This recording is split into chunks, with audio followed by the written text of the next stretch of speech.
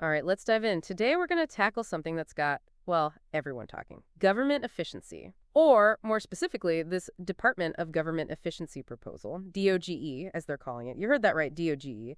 Apparently, Elon Musk and Donald Trump both want to, shake things up in Washington. And we've got a whole stack of sources here. They get pretty fired up about DOGE, especially about how the political left should be engaging with this whole thing. So is this really a much-needed trim, or are we talking a full-blown government haircut? And more importantly, why should you even care? Well, I think the sheer ambition of DOGE is pretty eye-catching. A proposed $2 trillion cut to the federal budget. That's unheard of. To really grasp the scale of what we're talking about, I think we need to compare it to a similar effort from the past, Clinton's National Performance Review back in the mid-90s. Oh yeah, reinventing government. That brings back memories. Dial-up internet, those chunky computer monitors. But wait, wasn't that a Clinton initiative? I thought Republicans were the ones who usually pushed for, smaller government. You'd think so. But actually, Clinton's NPR faced a good bit of opposition from Republicans at the time. Some felt that the cuts weren't deep enough. Others disagreed with how the saved money was being used. And some, well, they just flat out opposed anything coming from a Democratic president. It was a different political landscape back then. So even with that pushback, did the NPR actually, did it actually achieve anything? Or was it just a lot of talk? No, it actually had some pretty impressive results. They managed to shrink the federal workforce by over 426,000 jobs. They saved billions of taxpayer dollars, and they even improved how some government services worked for everyday people. It wasn't just about numbers on a spreadsheet. There were real world results. Okay, so that's pretty impressive. So this NPR, even if it was controversial, it might hold some valuable lessons for DOGE, right? Absolutely. For one thing, the NPR highlights the importance of bipartisanship. Clinton faced resistance at first, but he eventually got some Republicans on board, and that was really key to getting things done. If Musk and Trump want DOGE to work, they're going to need to find ways to collaborate across the aisle. So lesson one for DOGE teamwork makes the dream work. All right, what else can we learn from the NPR? Well, the NPR succeeded partly because it focused on achievable changes, sort of bite-sized changes, rather than trying to overhaul everything at once. They set realistic goals. Now, Musk is talking about a $2 trillion cut, which sounds bold, but without a practical phased approach, it could alienate even those who generally support the idea of a leaner government. Right, maybe starting with a slightly smaller trim would make more sense. What else did they do right? The Clinton administration also did a great job of explaining the benefits of the NPR to the public, which really helped to maintain support even when things got politically heated. For DOG to succeed, it needs that same level of clear, transparent communication. No hiding behind complicated jargon. Just straight talk about what it means for everyday people. Transparency is key. Learn from the past, set achievable goals, and keep the public informed. Got it. Anything else we should keep in mind? Yeah, there are two more big lessons. The NPR had its share of failures, reforms that didn't last or were reversed later on. DOGE needs to analyze what went wrong with those efforts to avoid repeating the same mistakes. They can't be afraid to admit when something's not working. So don't be afraid to course correct. Makes sense. What's the final lesson? Last but not least, focus on making the changes stick. The true impact of any government reform depends on it lasting beyond a single administration. Musk and Trump need to build DOGE in a way that can survive changes in the political landscape to make those reforms permanent. All right, so DOGE needs to be built to last, not just a temporary fix. We've talked a lot about the NPR and what DOGE can learn from it, but let's get into the meat of the matter here. What are the arguments for DOGE, and why should the political left pay attention? Well, our sources suggest that efficiency isn't just some buzzword. It can actually lead to better outcomes for everyone, regardless of your political views. But isn't that a little simplistic? How does efficiency translate into better outcomes for everyone, not just a select few? Well, think about it this way: when the government is more efficient, resources are used more effectively, potentially leading to more funding for things like social programs, infrastructure, education, healthcare. areas that the left traditionally champions. For example, one source points to a government program from the 90s that managed to streamline its procurement process, and that led to significant cost savings, which were then reinvested in expanding access to healthcare for low-income families. So it's not just about cutting for the sake of cutting. It's about making those cuts count, and using those savings to actually to help people. I see where they're coming from. What other arguments do the DOGE components make? They also emphasize that streamlining processes and reducing waste can lead to better public services overall. It's about making sure that taxpayer money is used wisely and effectively, which benefits everyone. Okay, that makes sense. No one likes to see their hard-earned tax dollars wasted. But where does the political left fit into all of this? What role do our sources see for them? They believe that the left could play a crucial role in shaping DOGE, making sure that it's not just about slashing budgets blindly, but cutting strategically and fairly. Think of it as a chance to guide DOGE in a way that aligns with their values. So not just shrinking the government, but making it smarter and more effective. Interesting. But we've also got to talk about the potential downsides, right? What are some of the concerns people have about DOGE? Yeah, it sounds like there's a lot of potential with DOGE, but let's not sugarcoat it. There are definitely some valid concerns, right? Oh, of course, anytime you're talking about significant government restructuring, there are bound to be risks. One major concern is the potential for less transparency and accountability. If DOGE pushes decisions behind closed doors in the name of efficiency, it could really erode public trust. Yeah, that's a big one. Efficiency shouldn't mean sacrificing openness. What are some of the other potential downsides? Well, there's also the worry that efficiency measures could disproportionately impact those who rely most on government services. Think low-income families, veterans, the elderly. We have to make sure that that DOGE isn't just about saving money, but about protecting vulnerable populations. So achieving efficiency can't come at the expense of those who need help the most.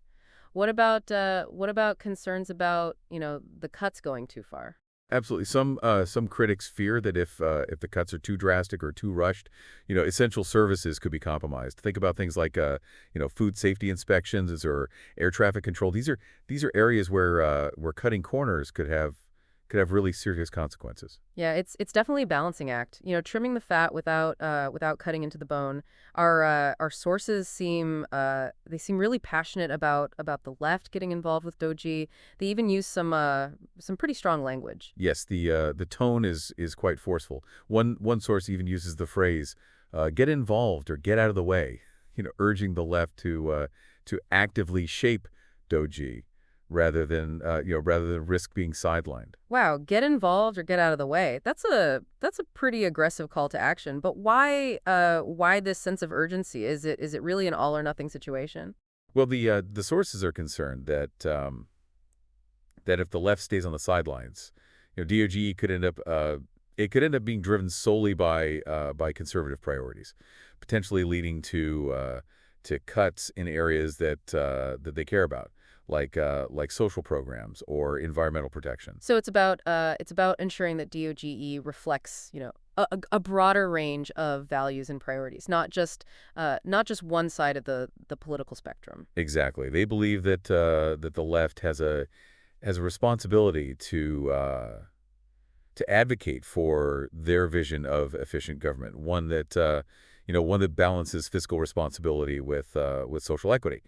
And that brings us to one of the more provocative arguments from our sources, the idea that cutting too much is better than not cutting enough. Hold on, cutting too much is better than not cutting enough. Isn't that a bit reckless? Explain that one to me. It's a bold statement for sure. The idea is that it's easier to add back funding later if needed. But if you don't cut deep enough initially, you miss the opportunity for real change. One source even uses the analogy of ripping off a Band-Aid. Better to do it quickly and decisively, even if it stings a bit at first. Okay, I get the analogy, but isn't that assuming a lot? What if it's not so easy to, to add back later? What if the political winds shift or priorities change? You've hit on a key criticism of this cut first, ask questions later approach.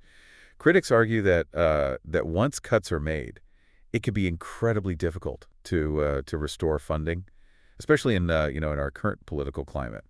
It's a gamble, no doubt about it. It sounds like our sources are really trying to light a fire under the left, challenging them to do more than just criticize. It's almost like they're saying, put up or shut up. Come to the table with solutions, not just complaints. That's a good way to put it. They're urging the left to engage constructively, to use their values and their expertise to shape DOGE into something that benefits everyone. So less talk, more action. Less ideology, more pragmatism. Exactly. They're pushing for a shift away from partisan battles and towards practical solutions that can improve government for all citizens. They even point to Clinton's National Performance Review as an example of how the left can how they can successfully lead on government efficiency, even with opposition. It's an interesting challenge. They're basically saying, don't let fear of change paralyze you. Use your influence to shape the change you want to see. So where do we go from here? What are the key takeaways for our listeners? Well, first off, it's important to remember that DOGE, like Clinton's NPR before it, represents a significant attempt to improve how government works. There are definitely valid concerns about potential downsides, but there could also be some real benefits if DOGE is implemented carefully and with support from both sides of the aisle. So approach it with caution, but don't write it off completely. It's too early to tell what the outcome will be. What else should listeners keep in mind? Sounds like DOGE is a kind of gamble, huh? High stakes, uncertain outcomes. But one thing's for sure, it's definitely got everyone talking about government efficiency. Yeah, that's right. And while there are strong opinions on both sides, this conversation about how to make government work better, it's one we need to be having. Absolutely. But let's get practical for a second. DOGE is it's still just a proposal at this point. So what are the next steps? How does an idea like this actually become a reality? Well, it's a long road from a proposal to actual legislation. First, DOGE needs to be fleshed out. We need specific plans, concrete numbers, not just broad ideas. Then comes the debate, hearings, committees, amendments, and likely a whole lot of political back and forth. Sounds like a recipe for gridlock. So is DOGE just at the mercy of politicians, or do everyday citizens have any say in this? This is where public engagement is crucial. People can you can contact their representatives, speak up at town halls, make their voices heard on social media. All of that puts pressure on lawmakers to listen and to respond to their constituents' concerns. So even though Musk and Trump are the big names behind DOGE, it's not just a top-down initiative. Everyday people can actually shape the direction of this thing. Absolutely. This is where the democratic process really kicks in. It's an opportunity for citizens to influence the future of their government, to ensure that that if DOGE does become law, that it reflects their values and priorities, not just the agendas of a few powerful individuals. That's actually pretty empowering. It reminds me of what we discussed earlier about the left getting involved in DOGE. It's not just about being for or against it. It's about actively shaping it, right? Exactly, and that goes for everyone, not just those on the left. Whether you're a passionate DOGE supporter, a vocal critic, or somewhere in between, your voice matters in this process. So if our listeners want to stay informed, and maybe even get involved with DOGE, what should they be doing? Where should they go for reliable information? Well, there are a few things they can do. Keep an eye on on news coverage from reputable sources. Follow organizations and individuals involved in the DOGE debate on social media, and most importantly, reach out to their elected officials. ask questions, voice concerns. Let those representatives know where they stand on DOGE. Great advice. Knowledge is power, and staying informed is the first step to to making your voice heard. Who knows? Maybe this whole DOGE debate will spark a wider conversation about about how to make government work better for everyone in the long run.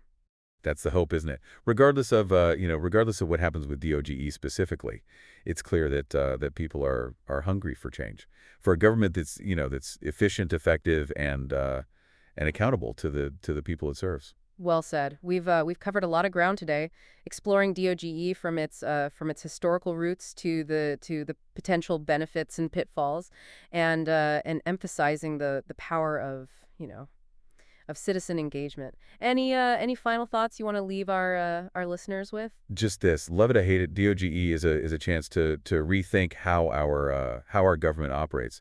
Let's use this moment to have a real constructive dialogue about what we want our government to be, and how we can work together to make it happen. I love that. A call to action, not just for politicians, but but for all of us. And on that note, it's time to wrap up this deep dive into DOGE. Thanks for joining us. Keep those brains buzzing, and we'll catch you next time. Tuning into